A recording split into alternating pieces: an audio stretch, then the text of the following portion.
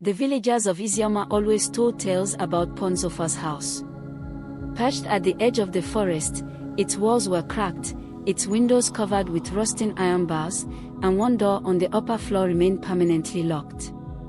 No one ever saw it open, not even during his wife's burial, not even when their roof was once blown off in a storm. "That door is cursed," the children whispered. "That's where Grandpa keeps the dead." To Ifeoma, his 17-year-old granddaughter, those were just stories. Until she moved in. Her parents had traveled abroad for work, leaving her to stay with her grandfather for a year. He was an old bent man with pale eyes and hands that trembled like leaves in the wind. He rarely spoke, except to say, "Never go upstairs, Ife." Especially not near the locked room. That only made her more curious. Every night, Grandpa would retreat early to bed, locking his own room behind him. But Ifeoma would hear soft creaks above, faint footsteps in the hallway, and, sometimes, the sound of something dragging across the wooden floor. One evening, after he'd gone to bed, Ifeoma tiptoed up the stairs. She paused before the locked door. It looked ancient. The keyhole was large enough to peek through. She leaned forward and squinted. Darkness. But then, movement. A flicker. Like the swish of a white cloth. She stumbled back, heart pounding. The next morning, she asked casually, "Grandpa, what's in the locked room?" He stiffened. His spoon clattered into his bowl. "There is no room," he said sharply. "Forget it exists." But that night, her curiosity boiled over. She crept back upstairs, armed with a bobby pin she'd bent into a crude lockpick. She had seen people do it in movies. She wiggled and twisted. After several minutes, a faint click echoed in the hallway. The door creaked open. Inside, it smelled of dust and dried flowers. There was a rocking chair, an old mirror, and portraits covered in white cloth. But the strangest thing was a crib. A baby's crib. Empty. Suddenly, the door slammed shut behind her. Ifeoma screamed and turned, but it wouldn't budge. Her fingers fumbled along the walls. She tripped, knocking over a basket. It spilled old toys and bones. Tiny bones. Then, she heard it. The soft sound of the crib creaking. Back and forth. Back and forth. She turned slowly. In the crib was a door. But its eyes moved. It blinked. Ifeoma screamed again. Suddenly, the door burst open. Grandpa stood there, his pale eyes wild. "You've seen it now," he rasped. "God help us all." Grandpa yanked Ifeoma out of the room and slammed the door shut behind them. He locked it with a trembling hand, then turned to her, eyes flashing with something between fear and fury. "I warned you," he hissed. "Did you touch anything?" "I just opened the door," she stammered. "Grandpa, what was that thing in the crib?" He said nothing. Just stared at her for a long, heavy moment, then walked away without another word. Ifeoma couldn't sleep that night. Every time she closed her eyes, she saw the door, those glassy eyes blinking as if something alive was inside. The next morning, Grandpa didn't come down for breakfast. The house was silent. She crept upstairs to his door and knocked. "Grandpa." No answer. She pushed the door open gently. He wasn't there. The bed was untouched. But on his pillow was a note, written in shaky handwriting. "If I do not return by dawn, burn the crib. Burn everything in that room. Don't let it cry 3 times." Ifeoma's breath caught. She read the note over and over, her fingers going cold. What did he mean, "Don't let it cry 3 times"? She paced the house the entire day. Evening came. Then night. No sign of Grandpa. And then, at midnight, she heard it. Creak, creak. The crib. Rocking again. Then came the cry. Soft, Faint. Like a baby far, far away. Wah, wah. She covered her ears and sat against the door. She wouldn't let it cry again. She had to do something. She rushed to the kitchen, grabbed kerosene and matches, and stood before the locked door, her hand trembling. But when she reached for the lock, it clicked on its own. The door creaked open slowly, revealing the room just as she left it. Except this time, the doll was standing. It wasn't a doll anymore. Its limbs had grown long and thin. Its face was twisted, part baby, part thing. Its mouth opened, wah, wah. The second cry. Ifeoma gasped and dropped the kerosene. The creature turned its head toward her. "Play with me," it whispered. She turned and ran. She didn't stop running until she reached the church at the edge of the village. Father Chibuzo was locking up when she arrived, breathless and wild-eyed. "Ifeoma," he said, alarmed. "What is it?" "There's something in Grandpa's house," she cried. "Something in the locked room." He stared at her, then slowly nodded. "I had a feeling this day would come." "What do you mean?" she asked, eyes wide. "I warned your grandfather years ago not to bring it back." "Bring what back?" He stepped forward and put his hand on her shoulder. "His first child. The one he buried. The one that never stayed dead." Ifeoma stared at Father Chibuzo, mouth slightly open. "Grandpa had another child." The priest's eyes darkened. "A daughter. Her name was Obiajili. Born still. He and his wife buried her under the mango tree. But a month later, strange things began to happen, voices at night, toys appearing on the doorstep, the scent of baby powder filling empty rooms." Ifeoma's hands trembled. "That thing, in the crib. That's her." Father Chibuzo nodded slowly. "Your grandfather couldn't bear the grief. A woman from the river, some say a mummy water priestess, told him he could bring Obiajili back. And he did. But what returned wasn't human. It wasn't meant to stay." Ifeoma shook her head. "She's cried twice. The note said not to let her cry 3 times. Father Chibuzo's face went pale. "She cried twice?" "Yes. I have to burn the room," Grandpa said. But he interrupted. "No. You can't go back alone. If she cries a 3rd time, Ifeoma, she won't stay in that room anymore." The two of them rushed back to the house, torchlight bobbing in the night. The village was still, too still, as if nature itself held its breath.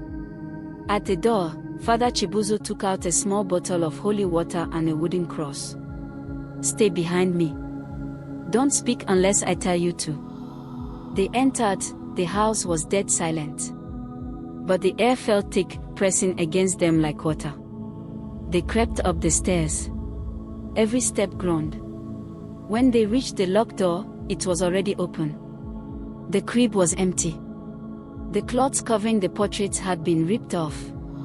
Every frame now displayed a screaming child. Then they heard its tiny footsteps. Scuttling. Moving fast. From behind them. Father Chibuzo turned. There, crawling on the ceiling like a spider, was the creature. Its eyes glowed red. "Papa left me," it hissed. Ifeoma screamed as the thing dropped to the floor and rushed toward her. Father Chibuzo shouted, "Don't look at its face." He sprayed holy water, and the creature shrieked, falling back, smoking. It scrambled into the room and leapt into the crib. Then it began to cry. Wah! The 3rd cry. Everything in the house shook.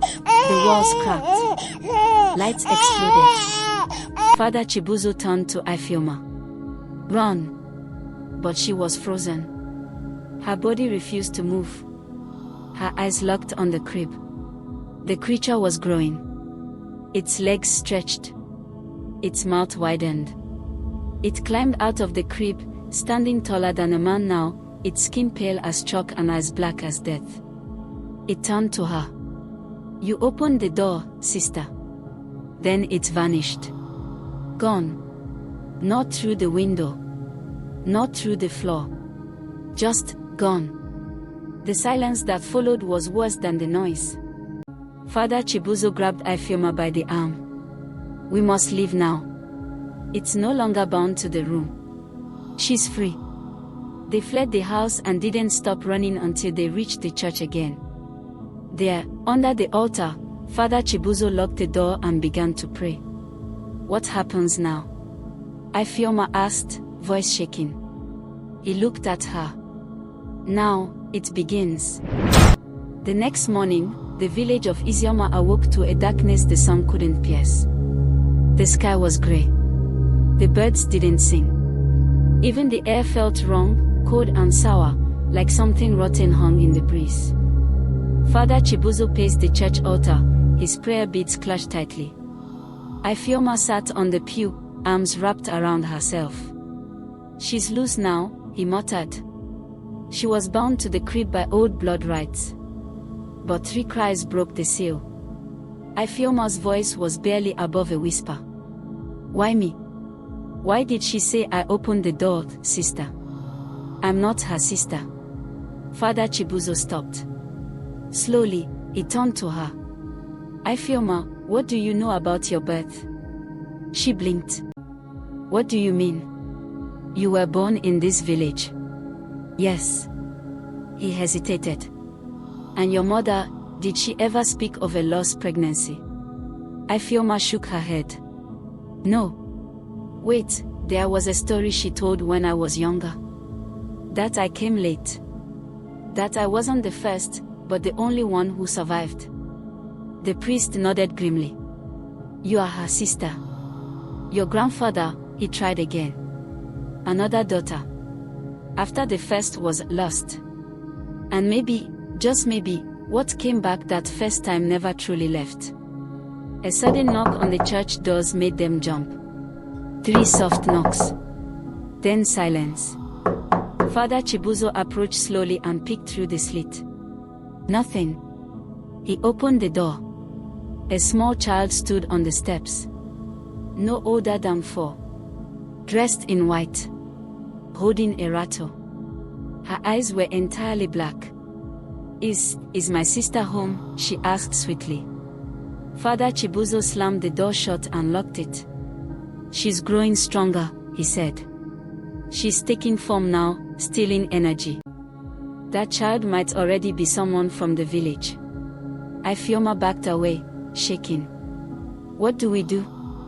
We need to find your grandfather. He holds the final piece, the binding charm. If we destroy it, she goes back.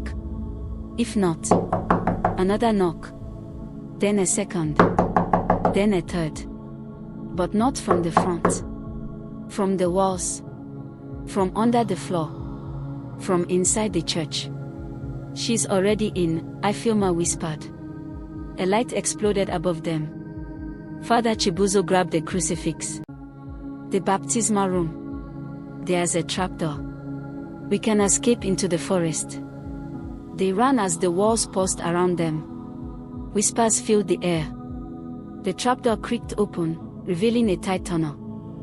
They crawled through it, the priest ahead, Ifeoma behind. The ground felt damp.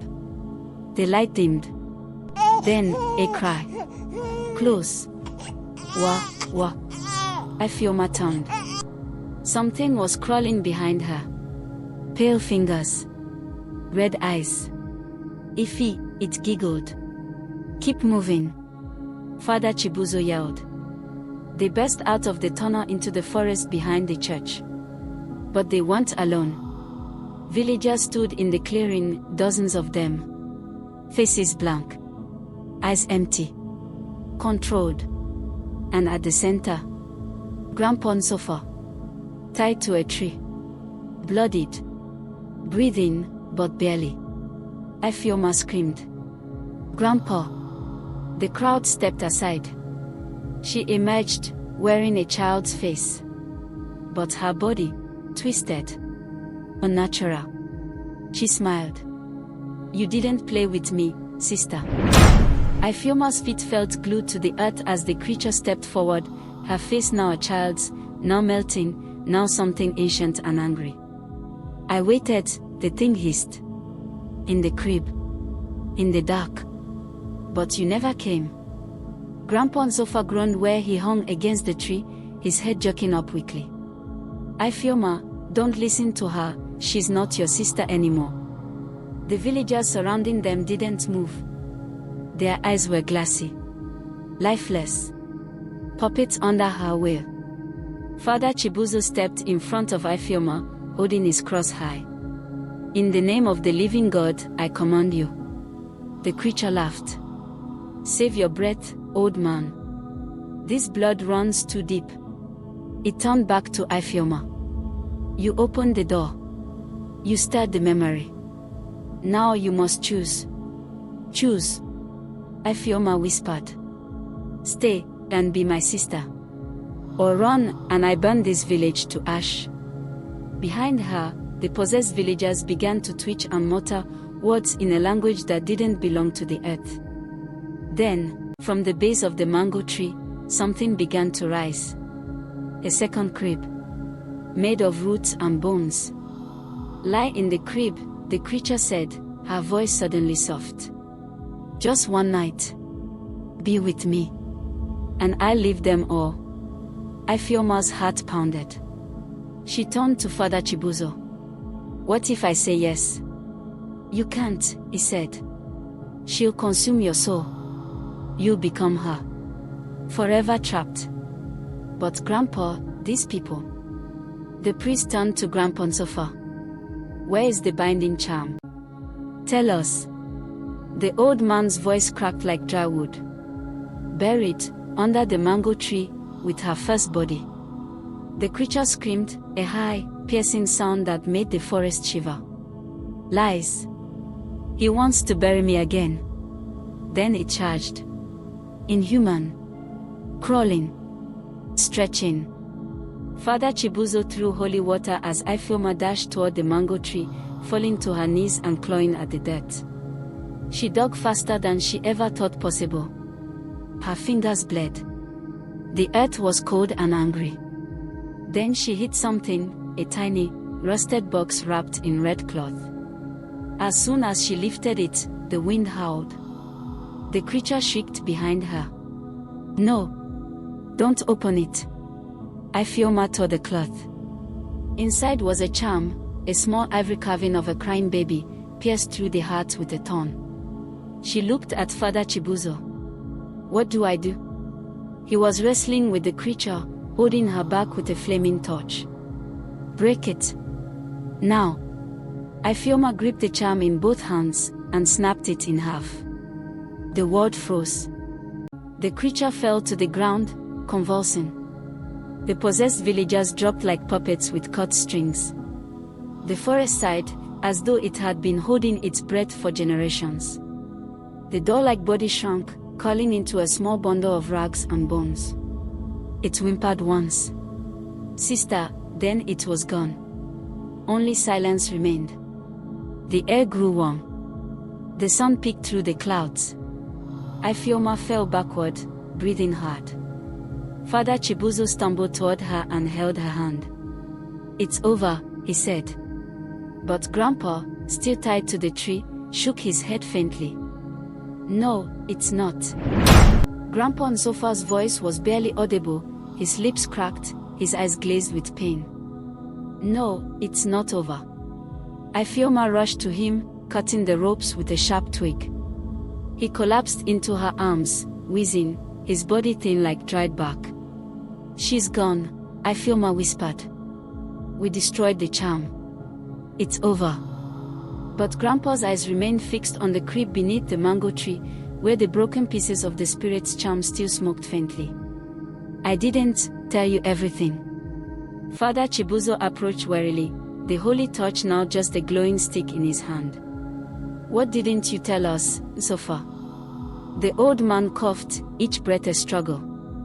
She wasn't the first, Ifeoma froze. What? I tried to bring my wife back first. Then, the daughter. But it wasn't them that came back. It never was. He pointed a shaking finger at the tree. That tree was planted on the first grave. But the spirits twisted it, turned it into a gateway. Ifeoma looked at the mango tree. Its bark was dark, the roots thick and tangled like fingers.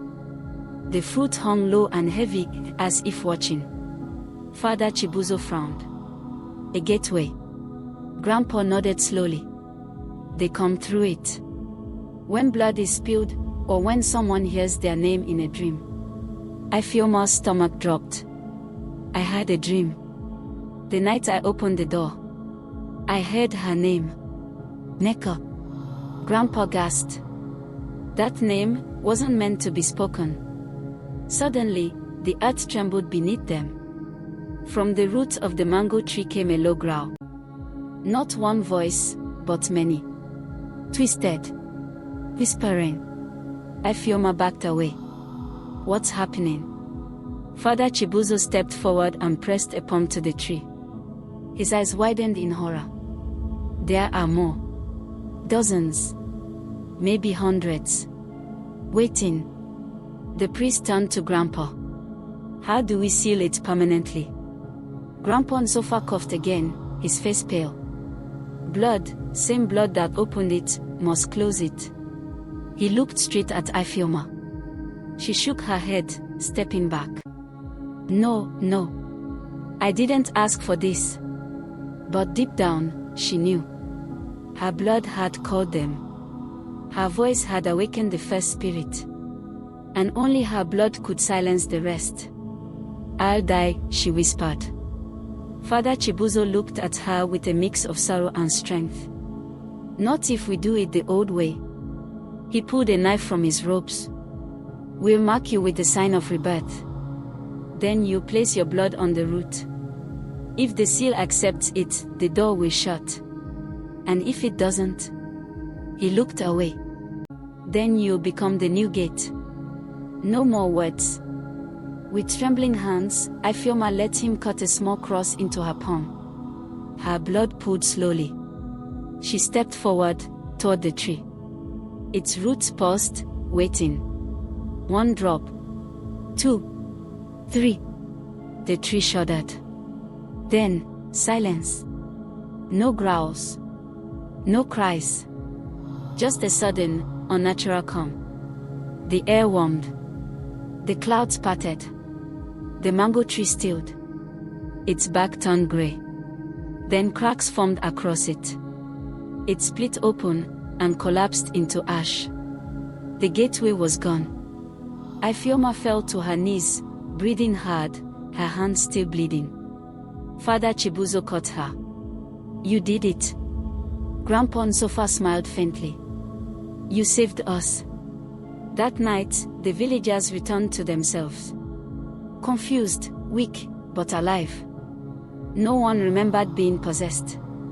The locked room in Grandpa's house was burned. The mango tree's ashes were buried beneath the chapel. And Ifeoma. She left Eziama the next day.